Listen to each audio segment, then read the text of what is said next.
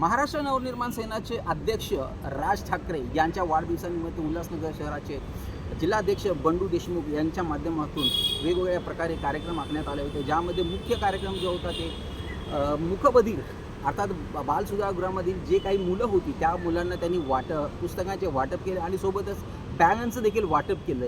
हा त्यांचा जो प्रकल्प होता किंवा त्यांनी केलेले जे कार्य उल्लेखनीय तर होतच, परंतु अनेक बाबतीत त्यांनी आजपर्यंत उल्हासनगर शहरामध्ये वेगवेगळे आंदोलन उपोषण सगळे काही केलेले आहेत, परंतु सामाजिक बांधिलकी हे ते सातत्याने जपत असतात। राजसाहेबांचा वाढदिवस आहे 14 जून, त्या निमित्ताने साहेबांनी सांगितलं की बॅनर लावण्यापेक्षा आज यावर्षी उन्हाळ्यामध्ये एवढी गरमी आहे की प्रचंड प्रमाणात हीट आणि त्याचा त्रास लोकांना होते, तर तुम्हाला जेवढी जास्तीत जास्त आणि चांगली झाडं लावता येतील त्या झाडांचं वृक्षारोपण करा। जी मुलं आहेत ज्यांना शालेय साहित्यांची गरज आहे त्यांना काही शालेय साहित्य तुमच्याकडनं देता येईल ते देता येईल, त्या अनुषंगाने आम्ही आज त्यांना स्कूल बॅग, रजिस्टर आणि शालेय साहित्य आणि नाश्ता वगैरे जे काय असेल ते आमच्या पद्धतीने आम्ही ते अरेंजमेंट केलेलं आहे। या मुलांना आम्ही दरवर्षी आमच्याकडनं जी काही मदत होईल ती करत असतो।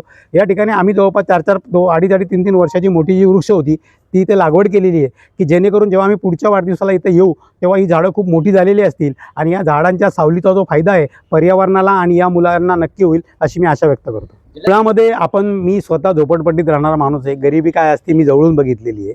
आता काय आजच्या महागाईच्या जगामध्ये जर तुम्हाला शिकायचं असेल किंवा तुम्हाला शिक्षण साहित्याची गरज असेल तर आज आमच्या झोपडपट्टीतल्या मुलांना 2 वह्यासुद्धा मिळत नाहीत आणि अशा वेळेला जर तुम्हाला एखादा परिवार गरिबीतनं बाहेर काढायचा असेल तर तुम्ही त्यांना राशन देऊन 1500 रुपये देऊन ते गरिबीतनं बाहेर येणार नाही आहेत। जर सरकारची मानसिकता असेल आणि सरकारला खरंच वाटत असेल तर त्यांनी सर्व विद्यार्थ्यांना शैक्षणिक जे शिक्षण आहे ते मोफत करावं, जेणेकरून एका घरातला मुलगा जर शिकला आणि तो जर त्याच्या पायावर उभा राहिला तर ते घर गरिबीतनं बाहेर येईल आणि या देशाची गरिबी सहज दूर होऊ शकते। प्रचंड हाल अपेष्टा बघून हातावर कमवणारे हातावर खाणारे जे पालक आहेत ते आपल्या मुलांना कशा पद्धतीने शिकवतात, त्यांचे हाल काय असतात ते त्यांना माहिती असतात। त्यामुळे आम्ही आमच्या पद्धतीने त्यांच्या पाठीशी उभं राहून जेवढी मदत करता येईल तेवढी करण्याचा प्रयत्न करतो। तुमचा हातभार लागलेला आहे? नाही, आम्ही दरवर्षीच प्रयत्न करतो। मी गेले 20 वर्ष विद्यार्थी सेनेत काम करतो, त्यानंतर मी पक्षात काम करतोय। विद्यार्थी सेनेत काम करत असल्यामुळे मला याचा प्रचंड अनुभव आहे की काय गरजा आहेत लोकांच्या। आपण डॉक्टर बाबासाहेब आंबेडकर लायब्ररी उभी केली कारण 200 फुटाच्या घरामध्ये जी लोक राहतात, मुलगा हुशार असतो, किचन तिथे, टॉयलेट तिथे, कॉट तिथे, बाप तिथे दारू पिऊन येतो, मुलाला अभ्यास करायला जागा नसते।